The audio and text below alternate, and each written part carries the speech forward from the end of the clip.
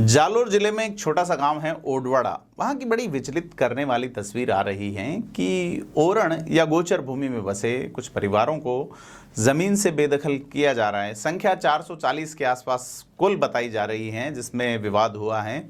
आप ये तस्वीरें विजुअल देख सकते हैं जिसमें कि किस तरीके से पुलिस बल प्रयोग करके इनको खदेड़ रही है। पुलिस को हाई कोर्ट का आदेश है। इस पे आज विश्लेषण करेंगे कि मामला क्या है और क्यों ही इस तरह का किया जा रहा है। राजस्थान में और जगह भी क्या स्थिति है, तमाम बिंदुओं पर पड़ताल करेंगे। नमस्कार, मैं प्रदीप हूं, आप थिंक 360 देख रहे हैं। आहोर जिले का एक छोटा सा गांव है ओडवाड़ा। वहां पे दो भाइयों के बीच में विवाद होता है जमीन के हक को लेके।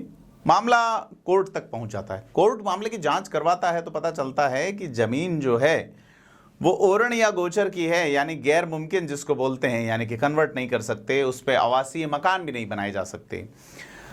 ऐसे में जब जांच होती है न्यायालय की ओर से तो पाया जाता है कि 1, 2, 4, 5, 10, 20 नहीं 440 मकान जो है वो बिल्कुल ऐसे ही बन गए हैं। अब यहाँ पे कई जगह पट्टे जारी हुए हैं, बिजली के कनेक्शन है, तमाम चीजें हैं। इसके बावजूद कि ये लोग सालों से यहाँ रह रहे हैं। पक्के मकान हैं 150 के आसपास जो तोड़े जा रहे हैं। 160 के आसपास कच्चे पक्के विस्तृत ढाणियाँ टाइप की और भी बाड़े वगैरह बने हुए हैं जिनको तोड़ा जा रहा है। सुबह से महिलाएं पुलिस के ट्रैक्टर के आगे बैठ रही हैं। महिलाएं विरोध जता रही है, रो रही हैं कि अब जाएंगे कहाँ। 2-3 बिंदु उपजते हैं।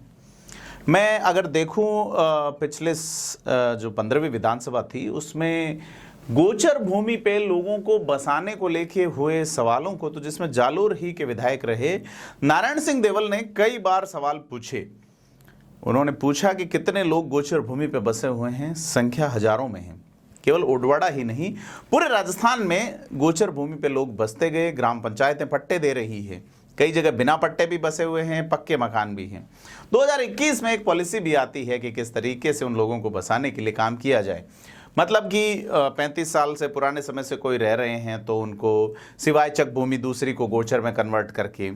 अब यहाँ खेल 2 तरीके से चलता है। आप समझिए कि अगर मैं जालोर से सटे हुए एक जिले पाली शहर में आपको ले जाऊं तो पाली शहर में जब आप एंटर होते हैं अहमदाबाद की तरफ से या उदयपुर की तरफ से, तो वहाँ एक छोटा सा गांव है रामासिया, और उस गांव में एक छोटा सा शहर बसाया गया नया पाली। वो पूरी भूमि गोचर है, यानी कि गायों के लिए छोड़ी गई आरक्षित भूमि नगर परिषद आवंटित करती है, जम के पैसे कमाती है उसमें। वहां अभी कोई नहीं रह रहा।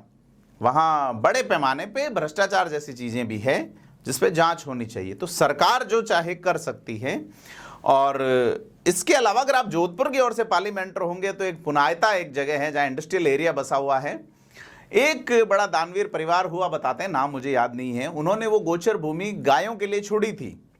शायद सीलिंग का इश्यू था या नहीं मुझे नहीं पता, लेकिन गायों के लिए भूमि छोड़ी गई। सरकार ने वहां पे एक इंडस्ट्री बसा दी। तो सरकार कुछ भी कर सकती है, व्यवस्था कुछ भी कर सकती है। अब आप देखिए कि ओडवाड़ा में जो मकान तोड़े जा रहे हैं इसमें जो व्यक्ति सक्षम है और कोर्ट पहुंच गया उसके वहां स्टे हैं, उसका मकान नहीं तोड़ा जा रहा है। शेष मकान तोड़े जा रहे हैं। लोग चीख रहे हैं, चिल्ला रहे हैं। सरकार की मजबूरी है निश्चित तौर पे कि उच्च न्यायालय का आदेश है, एक संवैधानिक व्यवस्था का आदेश है, उसका पालन करना है। लेकिन इसी संविधान में लोक कल्याणकारी राज्य की संकल्पना में लोगों के सिर पे छत देने की व्यवस्था भी है। तो सरकार ने नोटिस देने के अलावा क्या कुछ ऐसा किया कि इन लोगों के सिर पे छत रहे? इन लोगों के सिर पे इस धूप में लोग कहाँ जाएंगे? बड़ा सवाल है कि क्या वाकई में इस तरह की कार्रवाई जो है उससे पहले नोटिस दे देना ही पर्याप्त है। कि 15 दिन पहले 2 मई को नोटिस दिया गया, 16 मई से तोड़ेंगे।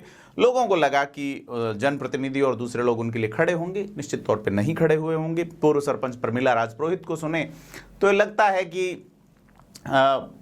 उपाय जो है वो प्रभावी ढंग से अमल नहीं लाए गए। तो यह चीज है कि डेमोक्रेसी में लॉ से इंपॉर्टेंट प्रोसीजर है।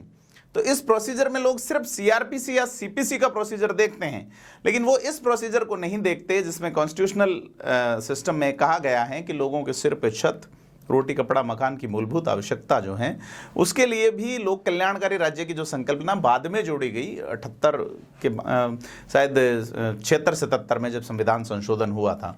तो राज्य का काम व्यापार चलाना नहीं है, लोगों का कल्याण करना है, तमाम चीज़ें हैं। तो जालोर में ये परिवार कहाँ जाएंगे तो ये लोग जाने, लेकिन सरकार जो है वो सबके कल्याण की बात करती है।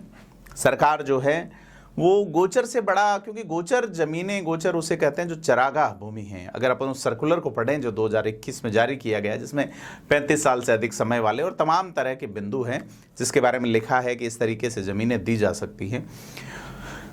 यहाँ पे हजारों की संख्या में लोग गोचर में रहते हैं। पूरे राजस्थान में अलग अलग जगह सालों से, दशकों से, पीढ़ियों से लोग रह रहे हैं।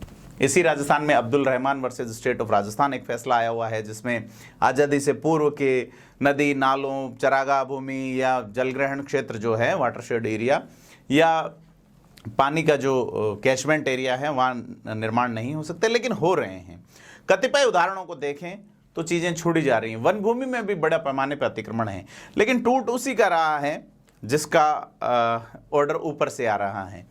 तो यह दो तरफा जो कार्रवाई है उस पर भी एक सवाल खड़ा होता है कि क्यों नहीं सरकारी सिस्टम को समझना चाहिए कि आप नोटिस देने के अलावा भी उनको कन्विंस करें, और इस कन्विंसिंग में जो लोकल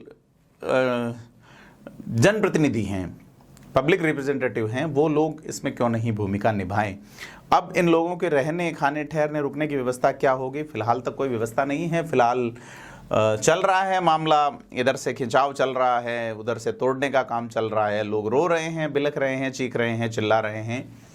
क्योंकि आचार संहिता का मामला है, ऐसे में सरकारी सिस्टम भी फिलहाल आचार संहिता उनके लिए एक अच्छा बहाने के रूप में काम आएगा कि, लेकिन विपक्ष के लोग क्या बोलते हैं, क्या नहीं बोलते हैं, ये देखने वाली बात होगी। अतिक्रमण केवल एक ओडवाड़ा में ही नहीं है, यह अगर तोड़ा जा रहा है कानूनन तरीके से, तो इस तोड़े जाने में हाईकोर्ट की बहुत बड़ी भूमिका है, जिन्होंने एक लीगल तरीके से जांच करवाई। उस जांच में पाया कि यह चीज़ें जो है वो गलत है और लीगली ये ऐसे होना चाहिए। तो हाईकोर्ट ने जिस तरीके से आदेश दिया है तोड़ने का, उससे पहले के जो प्रिकॉशनरी उपाय होते हैं वो क्या सरकार ने अमल में लाए हैं, नोटिस देने के इतर भी जो उनकी खुद की जवाबदारी है। तो प्रशासन पे सवाल बनता है कि प्रशासन ने क्या किया, क्या नहीं किया। तो तमाम चीज़ें सरकार जो करना चाहती है गोचर के साथ में, अपन जैसलमेर बाड़मेर के ओरण का उदाहरण लें, ओरण ही का मामला ओडवाड़ा का है, और अगर उस ओरण का उदाहरण ले तो सरकार कंपनियों को देने के बारे में सोच रही हैं। ये भूमि इसलिए छोड़ी गई थी कि गांव के पशु चर सकें, गांव का फ्लोरा एंड फौना जो है, पर्यावरण पारिस्थितिक तंत्र बना रहे, बचा रहे। लेकिन सरकारें अपने हिसाब से तय कर लेती हैं। सरकारों में किसी पार्टी का उल्लेख नहीं है, सभी पार्टियां ही ऐसा ही करती हैं। इतिहास यही रहा है राजस्थान का। तमाम और दूसरी जगहों का भी हाईकोर्ट के कुछ ऑर्डर आते हैं, वो यहाँ के सिस्टम को, पर्यावरण को, पारिस्थितिक तंत्र को बचाने के लिए लगातार, चाहे एनजीटी हो, चाहे high court, supreme court order देते हैं। लेकिन सरकार अपने काम के लिए गलियां निकाल लेती है, जनता के काम के लिए। क्योंकि पाली वाला उदाहरण मुझे पता है, कई सैकड़ों बीघा जमीन पे नया पाली नाम से शहर का प्लॉट काट दिए कि शहर अभी तक नहीं बसा है, और उसके बदले में जो गोचर जमीन दी जानी थी, मुझे याद नहीं है कि वो जमीन कहाँ दी गई है। तमाम चीज़ें हैं। तो इस कार्रवाई को लेके, इस कार्रवाई के तरीके को लेके और इसके अंदाज को लेके आप क्या सोचते हैं, हमें कमेंट बॉक्स में बताएं, और वीडियो को लाइक, शेयर, सब्सक्राइब जरूर करें, और चैनल को भी सब्सक्राइब करें। धन्यवाद।